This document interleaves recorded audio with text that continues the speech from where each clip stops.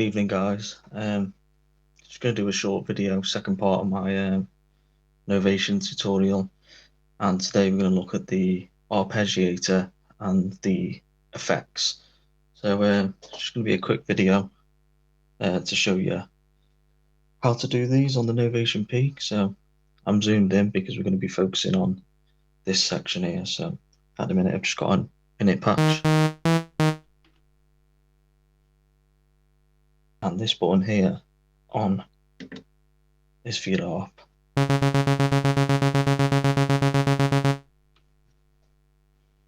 And the button above it is the key latch. So if we play something,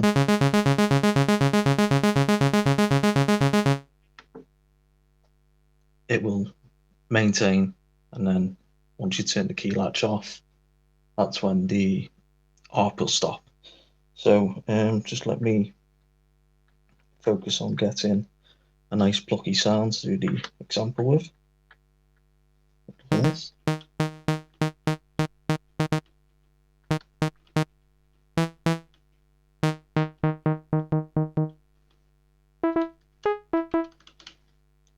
Right, okay, so my harp's on, and we're going to head over to key latch, make sure that's on.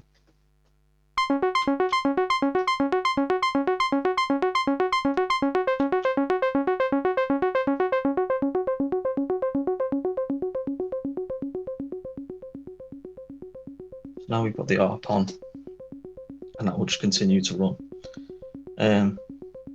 If we head over to this menu here, harp/clock, this is where we've got our harp settings. Slow this down for now. So we've got our source, we've got our status, which is the it's to do with the MIDI settings. So if I wished, I could have a tempo sync to the Digitact, which I'm using. Go to the next page. Now here we've got type. So we've got up, down, and a few others. Let's take that volume back up and have a look.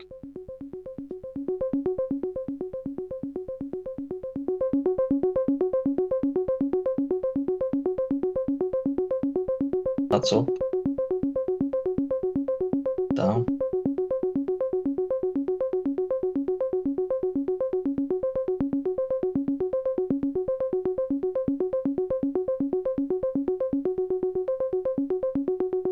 random, that's an interesting one. And then chord.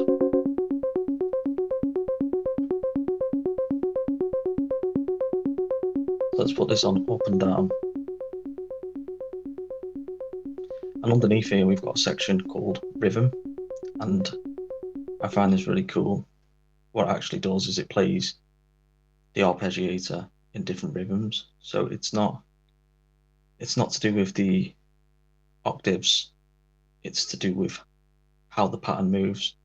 So it's sort of like a customizable pattern. So I'll show you that now.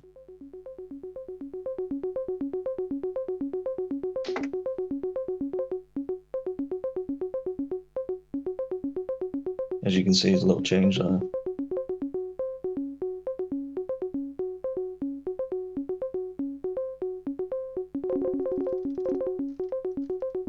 And there's 33 of them. So let's find one that we want to stick with for now.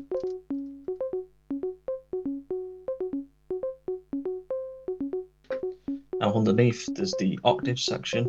So it covers how many octaves your arpeggiator will cover.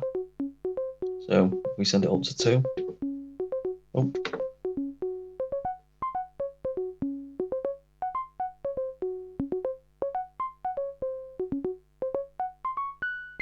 It goes all the way up to 4.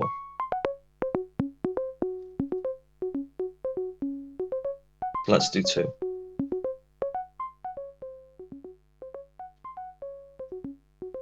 Next page. Swing settings.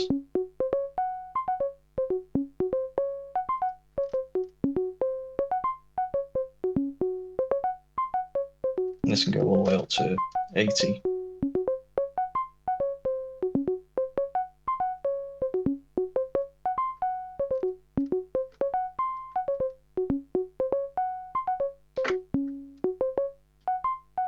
sync rate. That's an eighth triplet. A few options there. You can go really slow. Wait for it. There we go.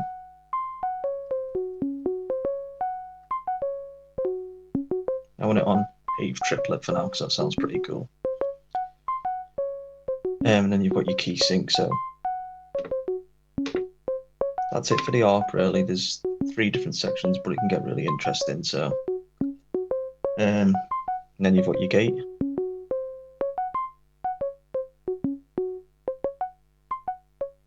You can get really plucky.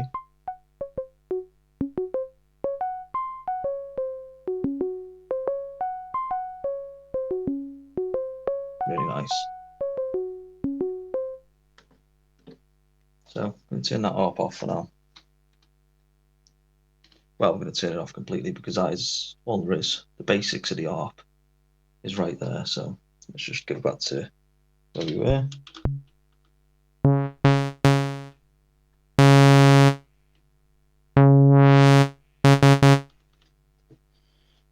Bit of release on that.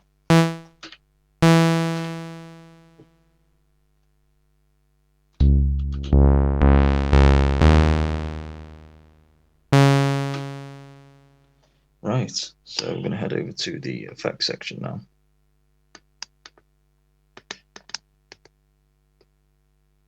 Here's your effects section. Just get that right. So first you've got the reverb, 3 different types of reverb. Then you've got your delay. Then you've got your chorus. Again, 3 different types of chorus. So let's have a look at the reverb.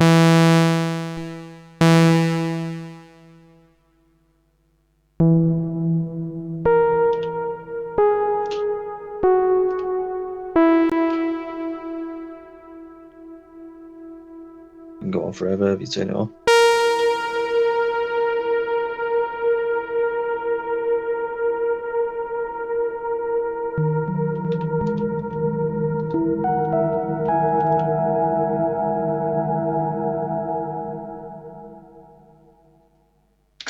Different reverb.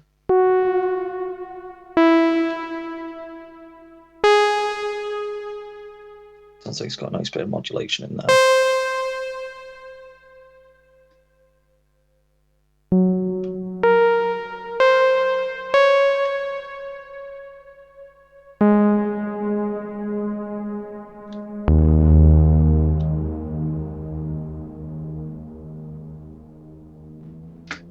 We've got another reverb here.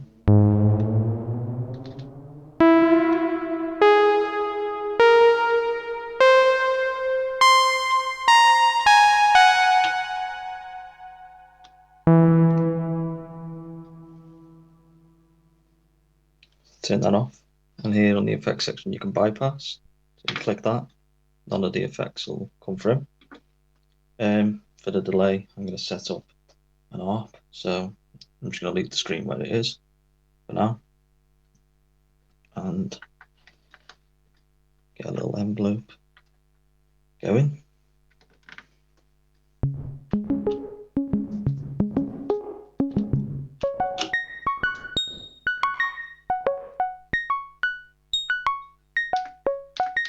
Ooh.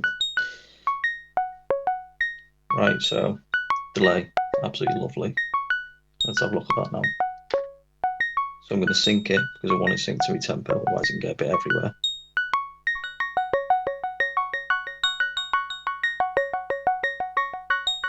Got your feedback here. Your time.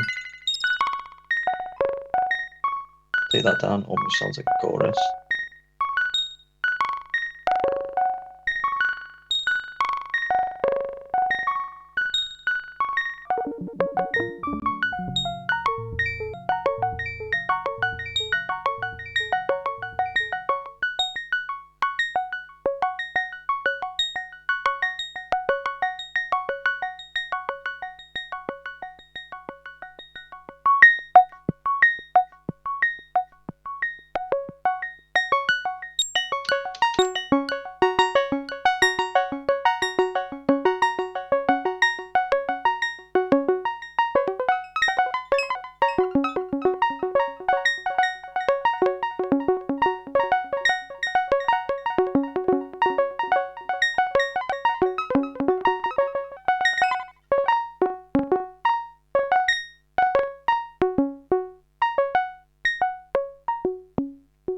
The delay is really nice.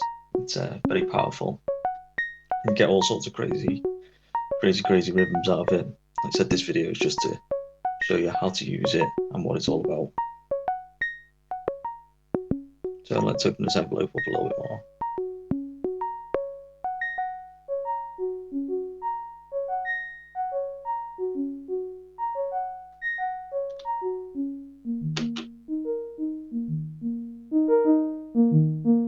Have a look at this chorus.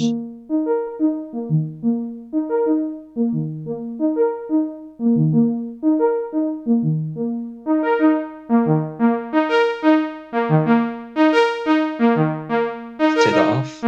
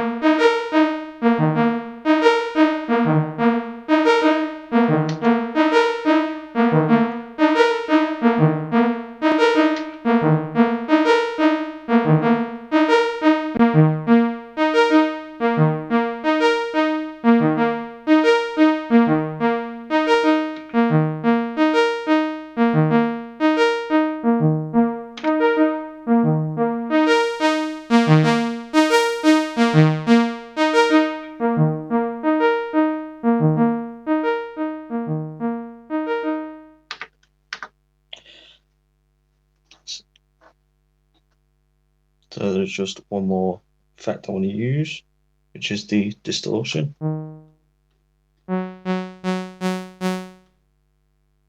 Let's open that up.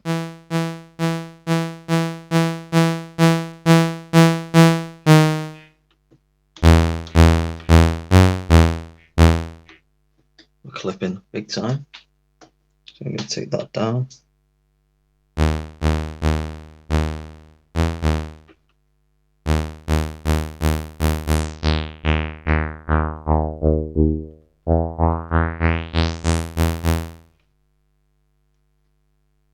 You could get some really nice acid sounds out of that. Yes, so there's your effects section, and also we have over here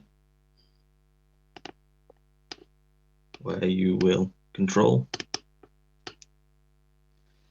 everything to do with your effects. So what you're going to do is you're going to head over to effects. You've got your wet level, you've got your dry level, and then this is an interesting one here. You've got your routing, which is set to parallel by default. If you go along, it's really interesting. I was really made up with this. You can actually decide what comes first. So in this instance, it's delay, goes into the reverb, into the chorus. And there's so many different options: delay, chorus, reverb, reverb, delay, chorus, reverb, chorus, delay. You get the gist, and it's really, really good. I don't really come across many synths which do that, so it's really nice. I'm going to put this on chorus, delay, reverb. Then you've got your chorus settings, you've got your chorus depth, your chorus feedback, so you can get that really deep. You've got a low pass and high pass on your chorus, which is lovely because you can exclude certain frequencies. You've got your delay sync, you've got your dampening, low pass, you've got your high pass dampening, so you can sort of sculpt your sound. You've got your left to right ratio, which is, in fact, we'll turn this on to have a look at this. Put another arp on.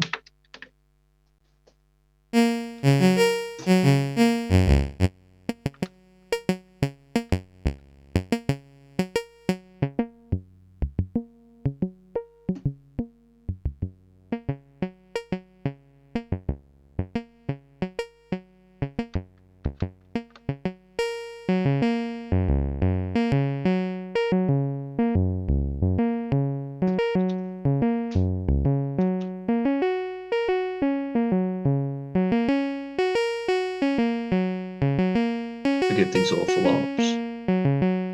Let's turn the delay on.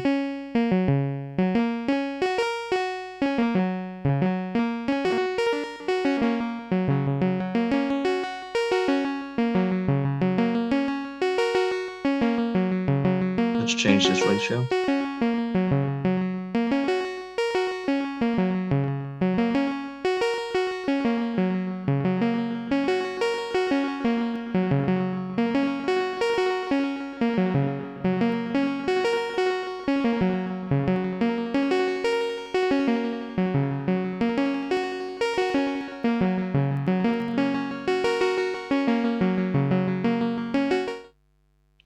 It sort of just gives it's sort of like shaping like the ping pong, which way to go.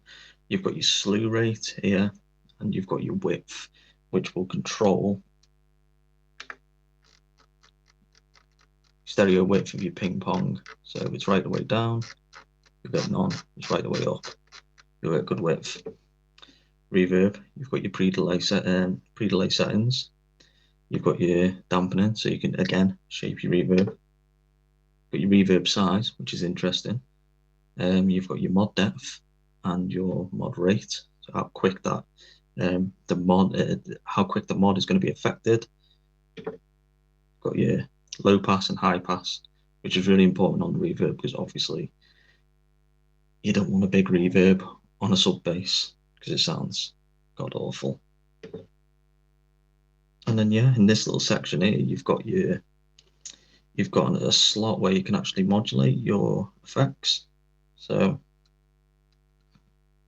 velocity, keyboard, animate, or just directly affecting it. So you've got your distortion level.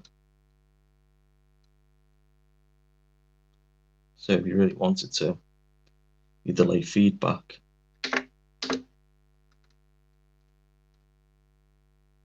Could be controlled by any LFOs. Your delay time, so you could get it, you get some really wacky results out of that. So yeah, there's plenty of possibilities, and I'm going to go through them more in depth in other videos. Check out my loop and envelope video on the Novation Peak, which is you should find quite interesting as you use a lot of these techniques. So yeah, that's about it from me today, guys, and I think in the next one I'll be covering a little bit deeper modulation. We'll go right in and we'll get wacky and crazy, and also we'll have a look at these interesting little buttons on the side here, the animate buttons. So yeah, if you want to see more videos, I'm using all sorts of simps. I'm always getting new gear. Then subscribe, and I'll do my best to help you out in whatever way possible. Cheers, guys.